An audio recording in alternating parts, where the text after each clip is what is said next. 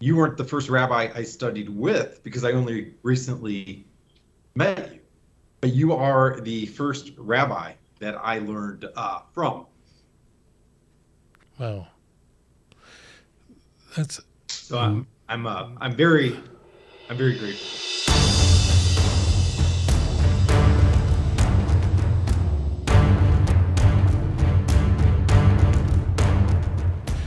so. Joining me right now is Joel Griffith, someone that I've just come to meet. He's well known to many viewers around the world, young Jewish conservatives.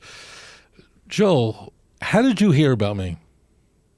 Rabbi Singer, it's a great honor to be with you today. And, I became very familiar with your incredible work years before you and I ever met. I was actually a student in law school in California, and I was going through an intense period of trying to understand the roots of the faith that I grew up with. And my mom is Jewish, but I actually grew up Christian. My dad was a Baptist pastor, and I had an unquenchable thirst to develop an understanding of where the Christian principles came from, how that related to ancient Jewish teachings. And my brother, my younger brother, suggested that I start listening to your lectures, which I did. And there was a period of time where I likely was reading your work and listening to you more than I was some of the law professors that I had when I was in law school. So your work has been deeply important to my spiritual journey, and I'm definitely very thankful to you for everything you have done and continue to do.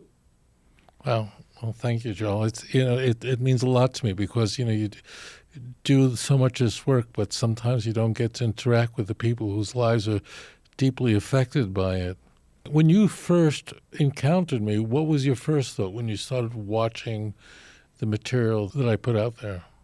Um, I think one of my initial reactions was realizing that some of the very problems that I was beginning to internalize with some of the fundamentalist Christian orthodoxy in terms of how you obtain eternal salvation, what lies beyond, what were the characteristics of the Messiah supposed to be, and some of the contradictions I began to see in some of the Christian writings. I realized that I'm not alone, that there are other people that have thought through this as well. And I realized, wow, you had lecture after lecture diving into the very passages, such as the passages in the book of Isaiah that supposedly talk about a future Messiah. I realized that, wow, others have given this a lot of thought. People that actually know the Hebrew language, that have studied religion for decades, have actually gone through these same internal struggles. And that to me was a great eye opener. And when I began to see all these lectures that you had seemingly speaking to all of the theological issues that I was struggling with, I lit up. And that's where it all began. When you were growing up, so you knew that you were Jewish because your mom was Jewish, or did you just totally identify as a Christian and just aware that you're Jewish ancestry? Did you identify as Jewish in any way? Well, I knew my mother was Jewish. I would actually tell people at times, even when I was a child, my mom is Jewish. I'm Jewish. And I knew my grandparents were. They were on my mom's side, both Jewish. So I knew this was true. And I always had this inherent love of Israel as well. I remember that I would draw the American flag and the Israeli flag side by side.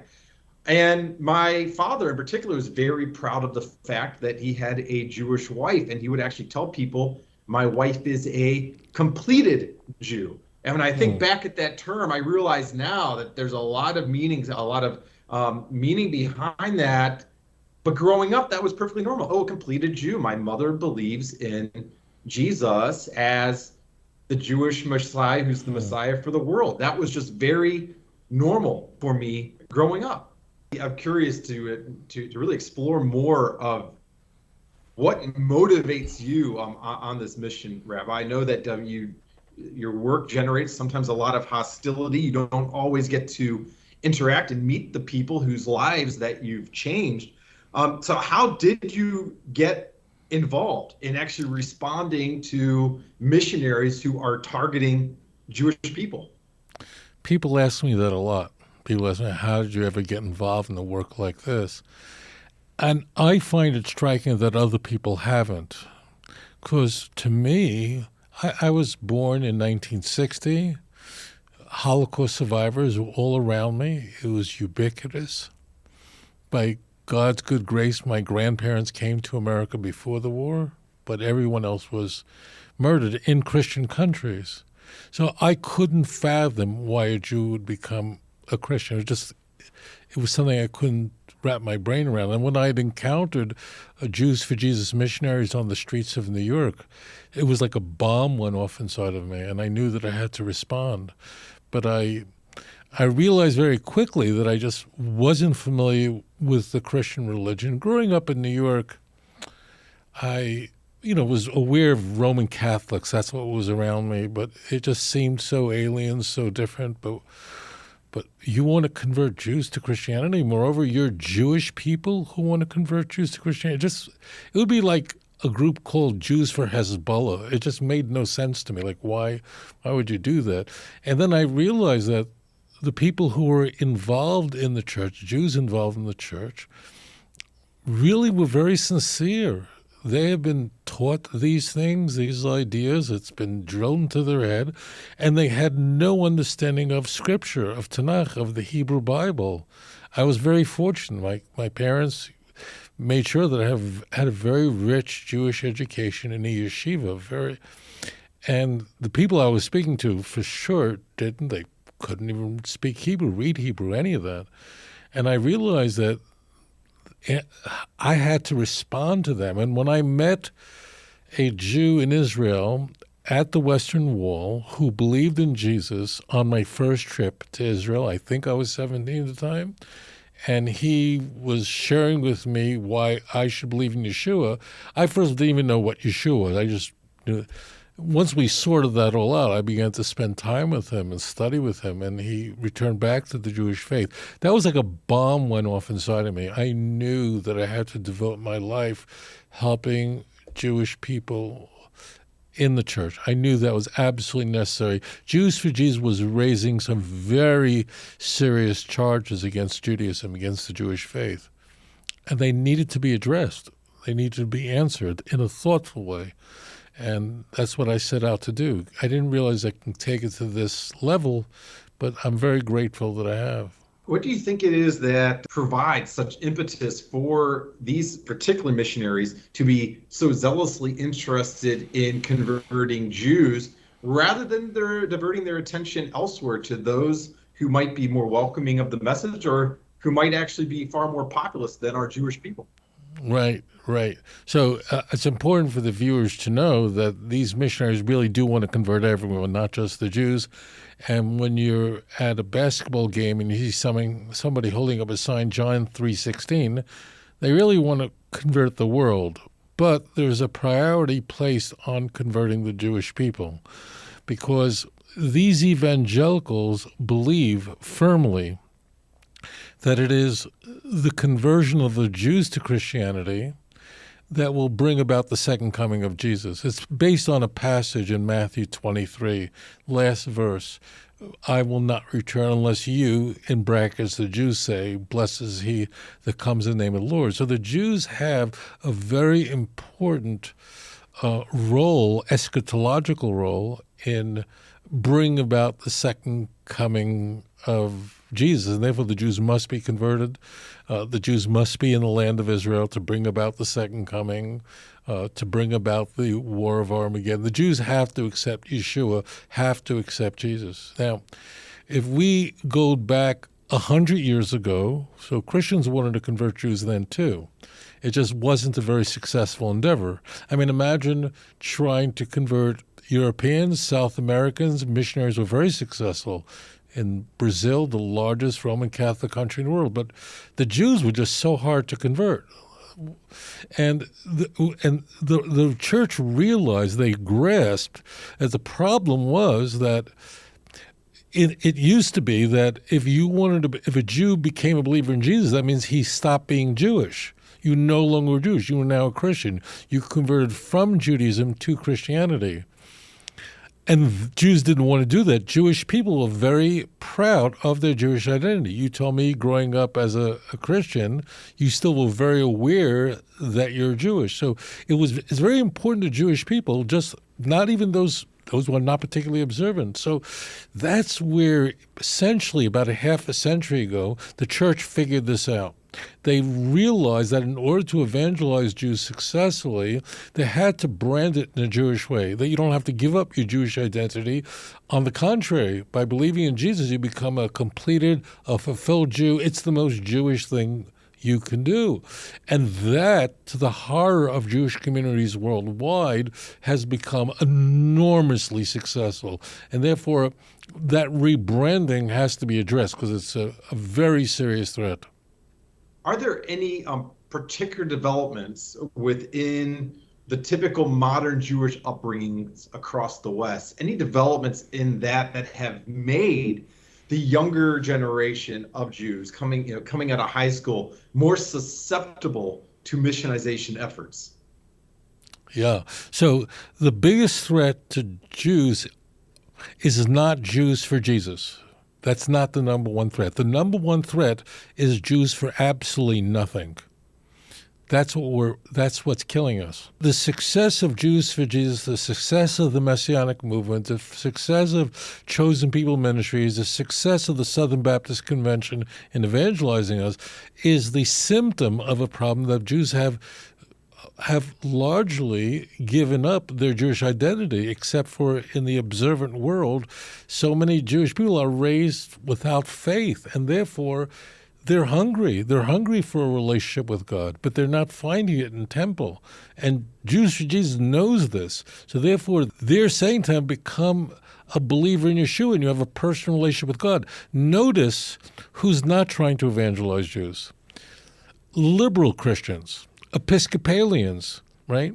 They're not interested in converting Jews. Hillary Clinton's a Methodist, but a liberal Methodist, okay?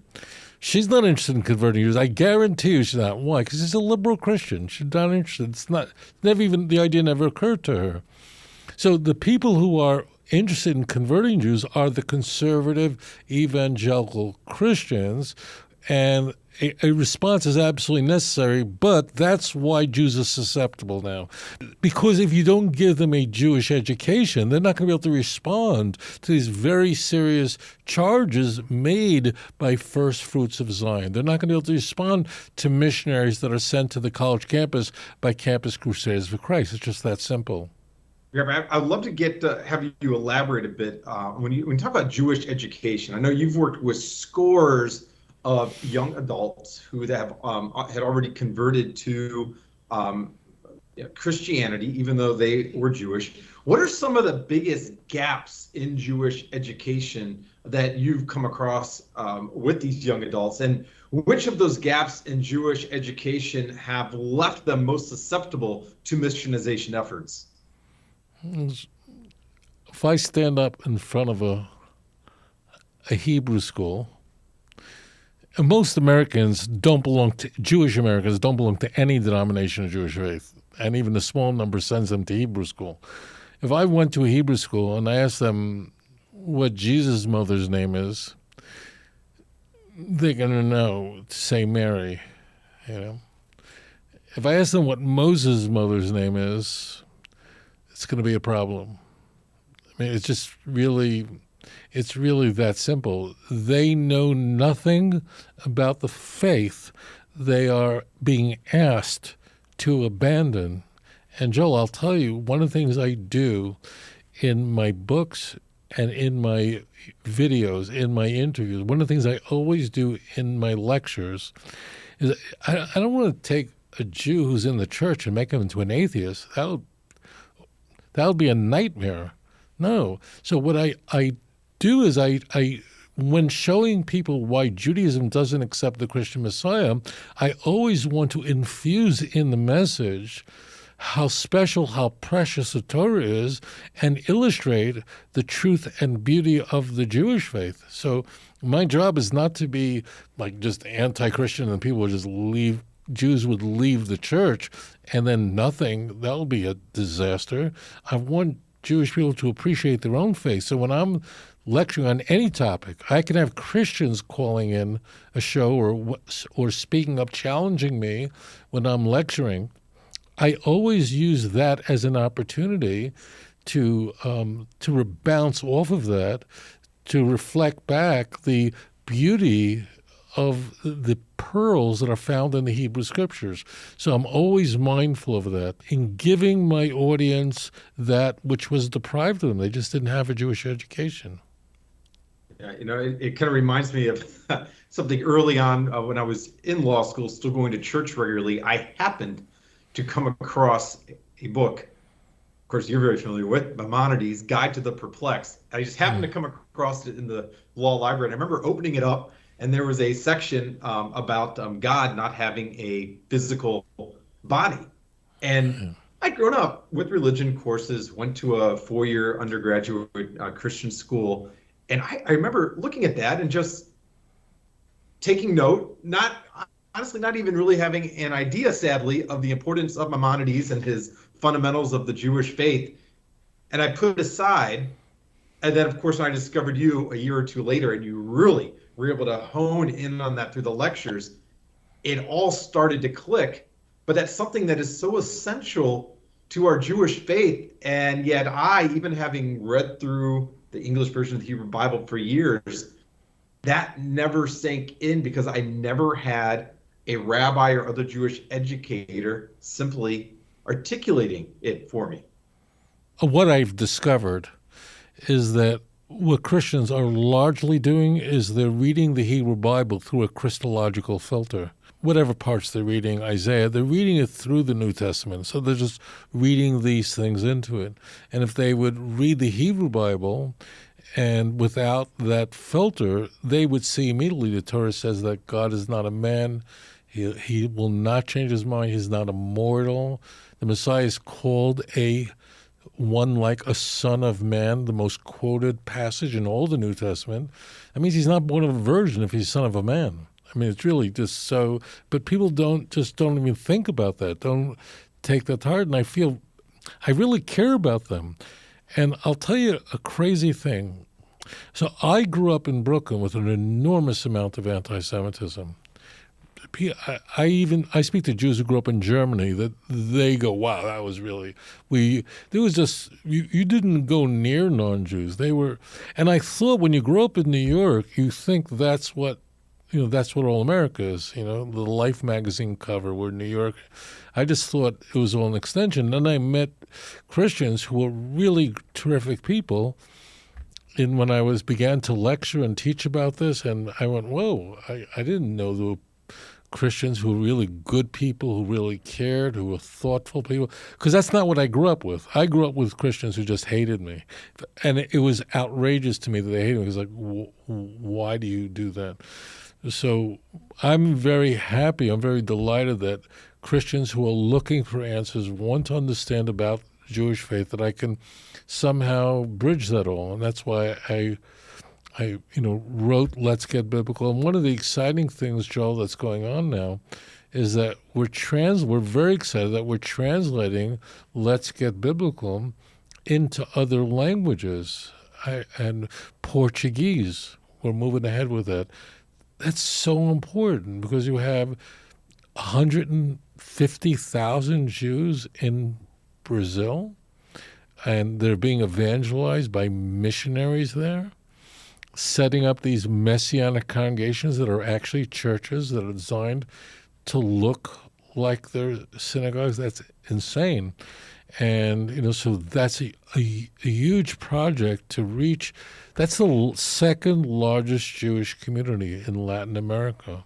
And I remember years ago, Joel, speaking in Sao Paulo.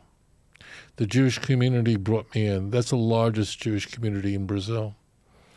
And when I spoke, so some of the people, speak English, but some don't.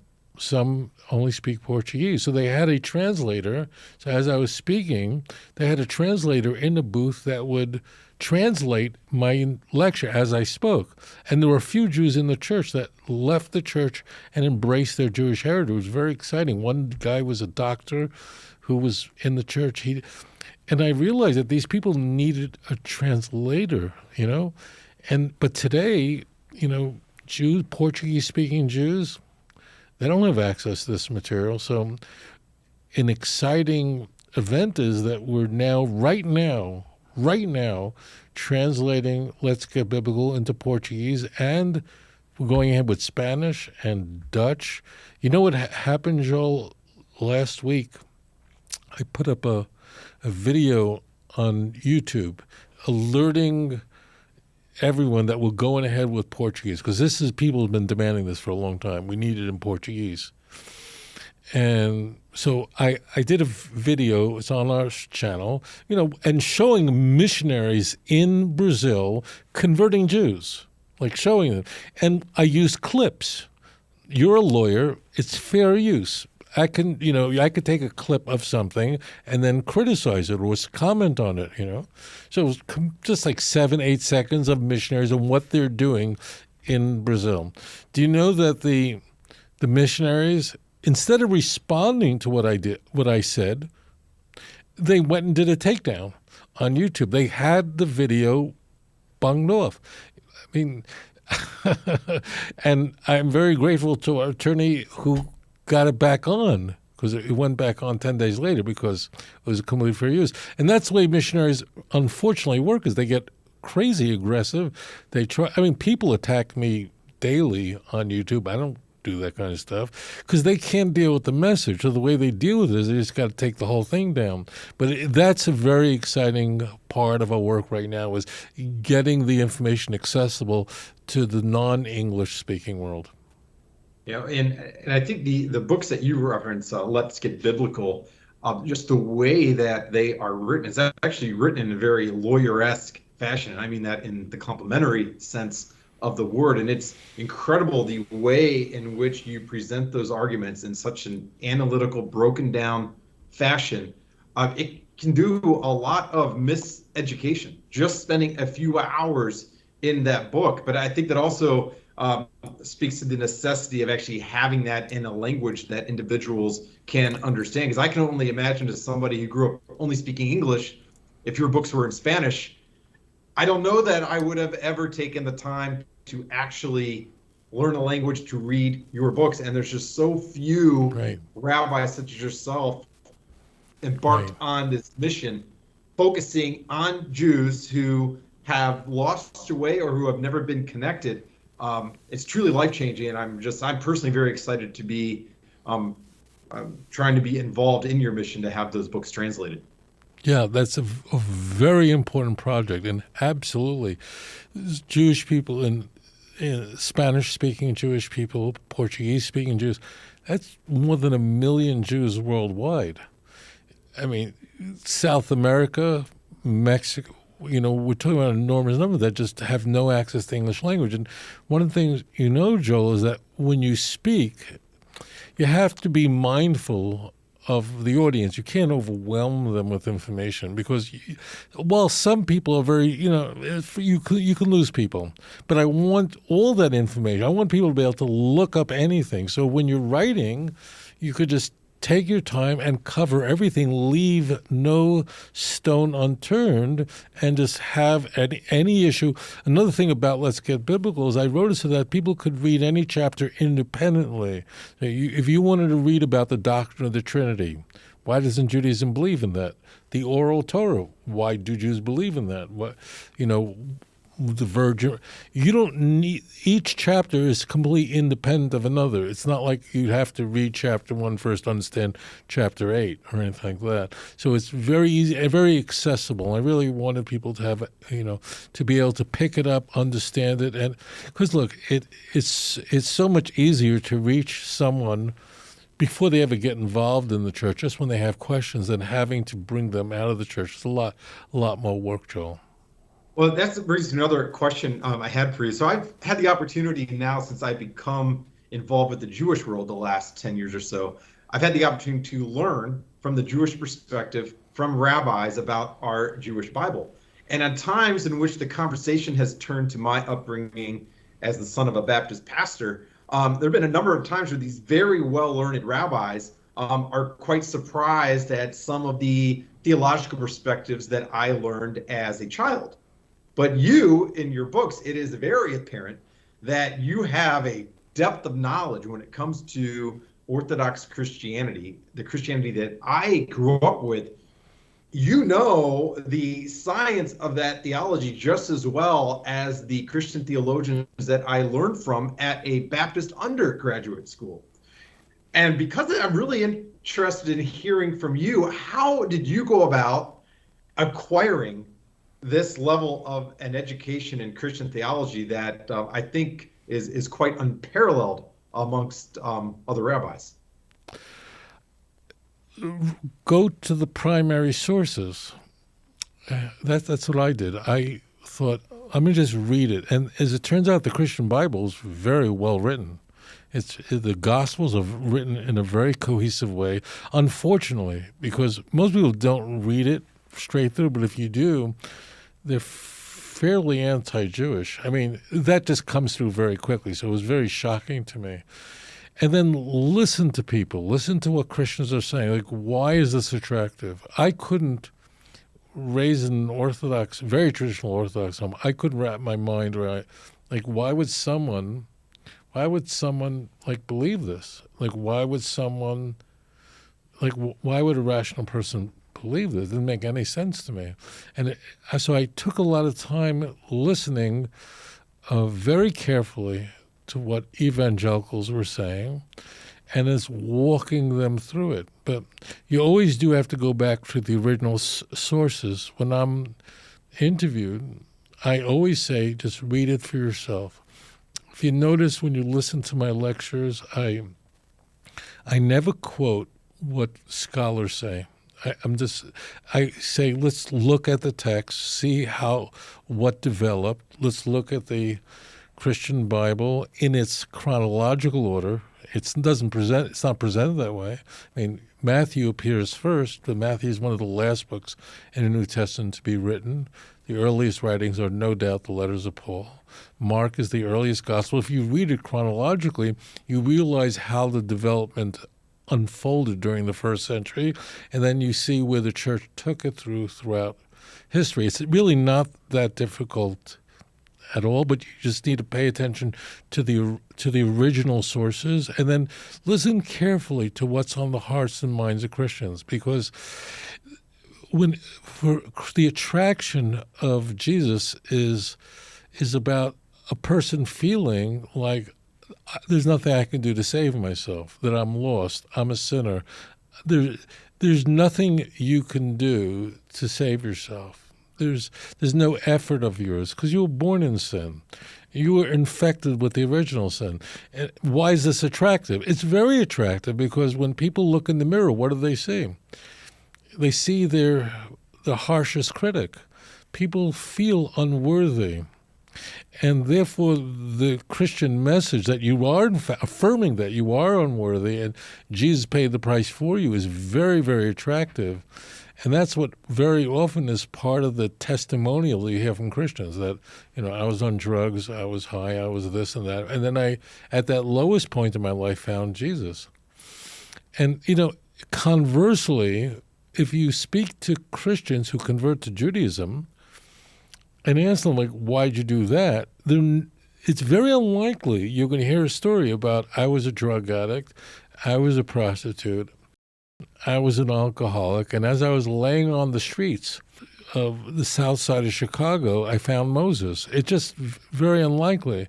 Rather, when you speak to people who embrace the Jewish faith, they'll tell you, hey, I was a Bible-thumping evangelical. I was very serious about it, and I was in a very good place, and that's when I began to question things. So Christianity is very, very attractive to the broken heart, very attractive to the broken soul, to the person who feels worthless, feels unattractive.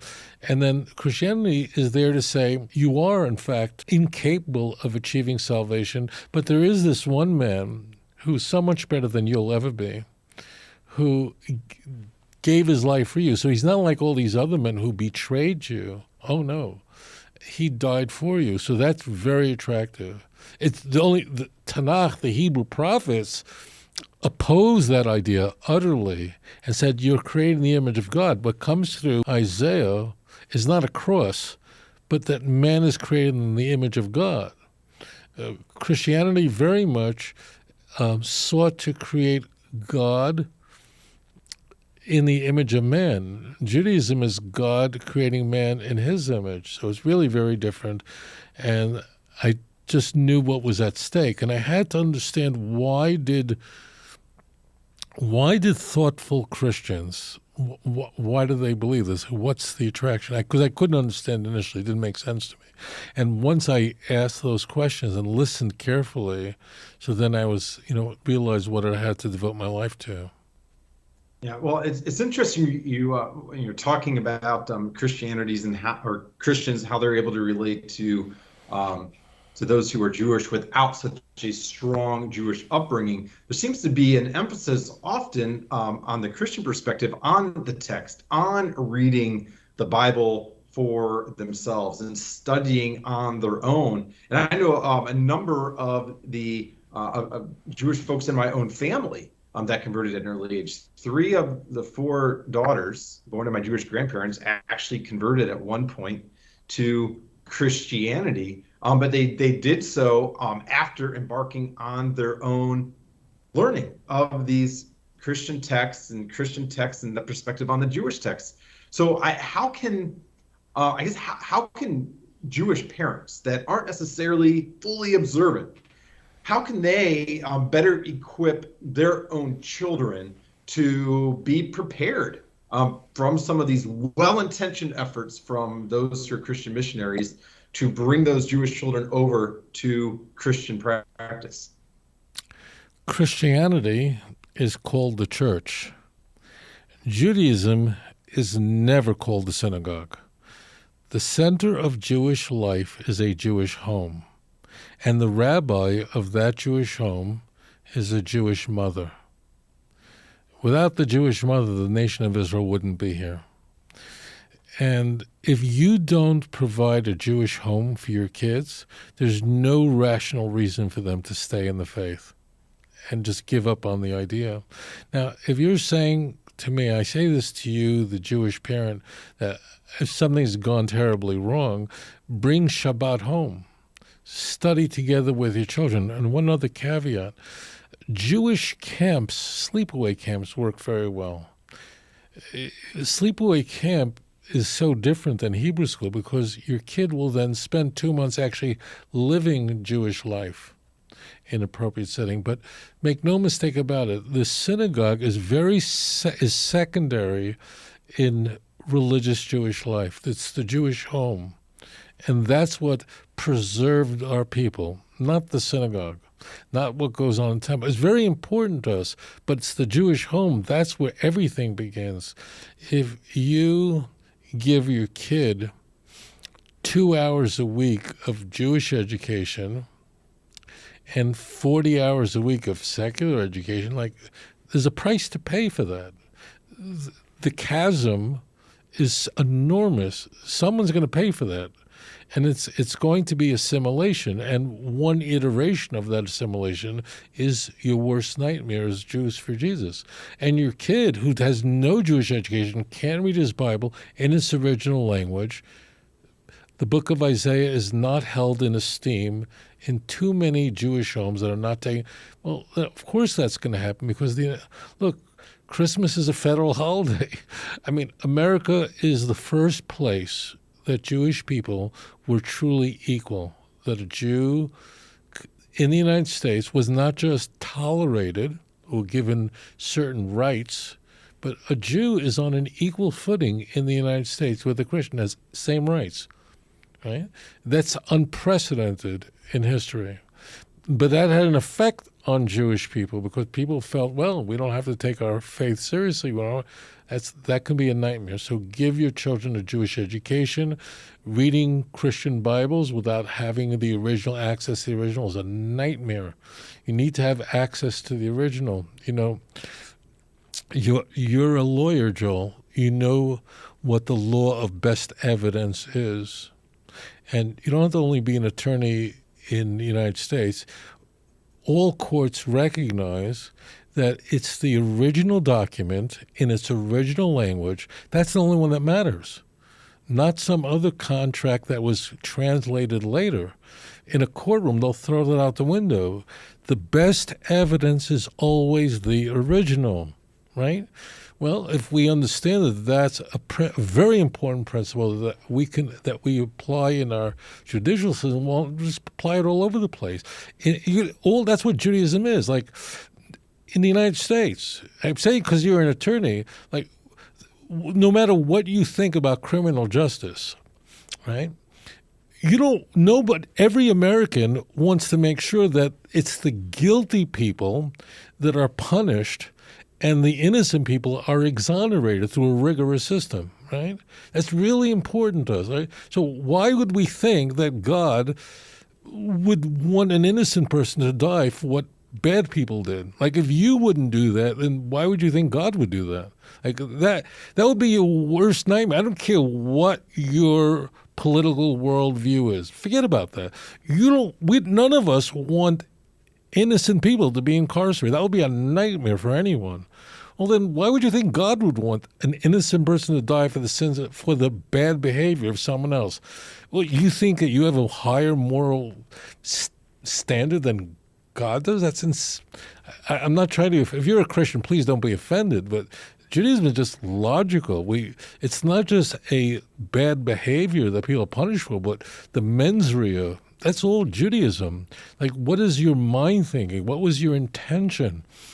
That's so important, and that floods through American criminal justice system and in every area, right? Well, why do you think that you have a higher value of justice than God does? It makes no sense at all.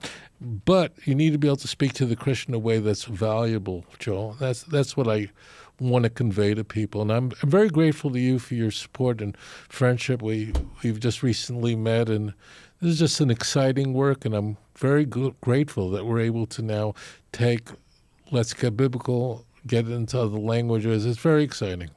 Yeah, and when you're talking about the importance of reading passages in context in the original language, I remember a number of instances when I was listening to your lectures, reading through your books, where a lot of the discrepancies in the English translation of both the Hebrew Bible and the Christian Bible, when you started breaking down the Hebrew words, what these different Hebrew words meant, and how they were mistranslated over time, perhaps unintentionally, but mistranslated over time into English, it was as if a light bulb went off in my mind.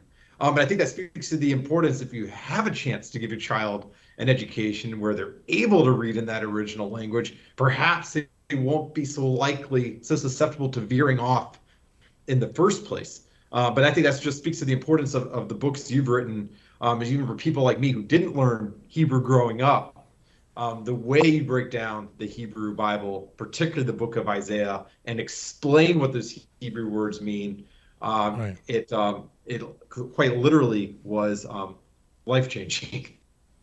Right. And unfortunately, what's happened is that missionaries don't just mistranslate text because they want a favorable reading. There's a corruption in the text. And unless you have access to the original Hebrew, you're in a lot of trouble because you're taking someone's word for it.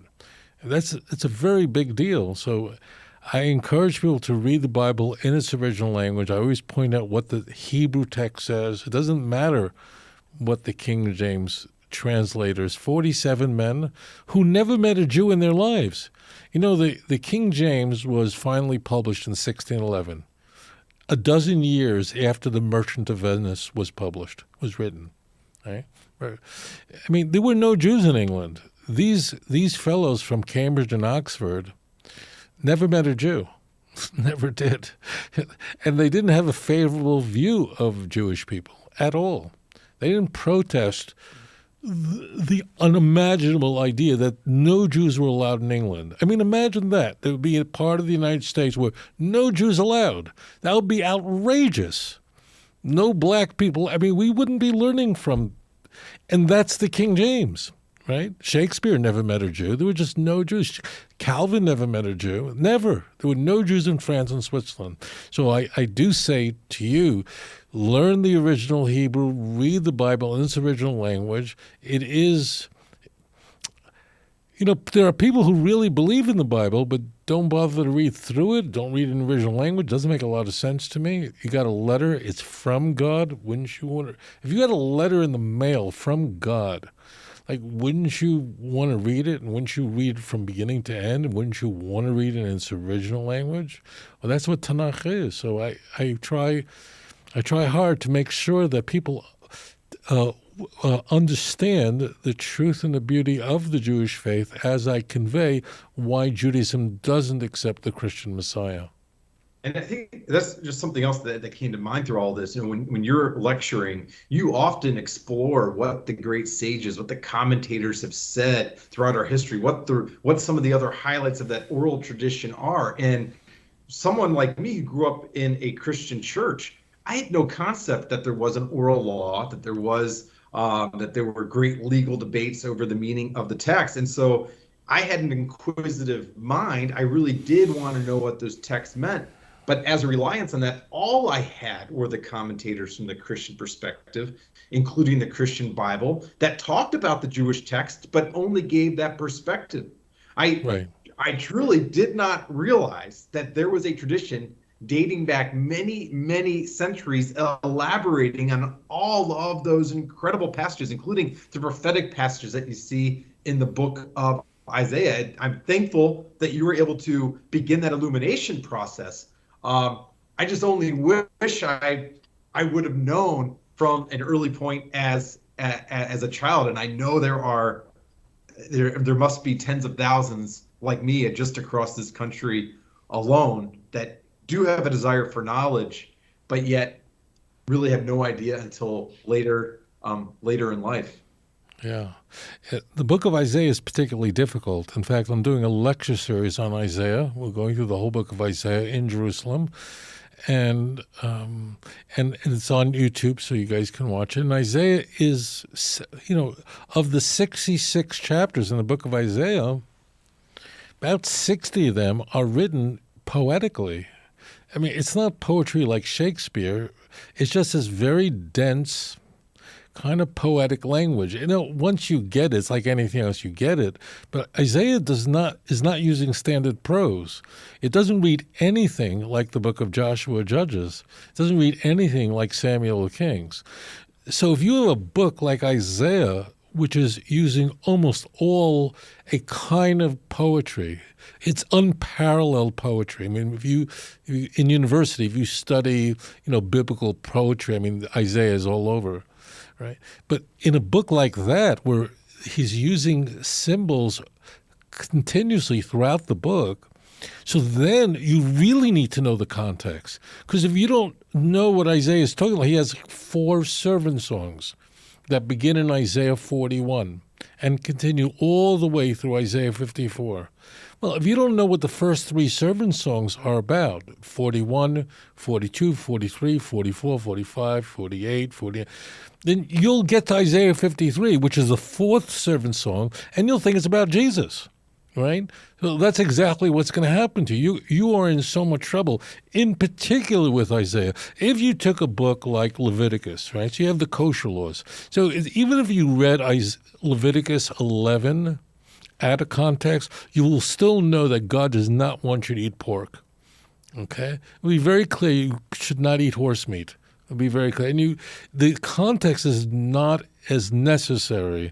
But in Isaiah, because it's all poetry, and Isaiah presupposed that you read the chapters that introduce Isaiah 53, that's axiomatic.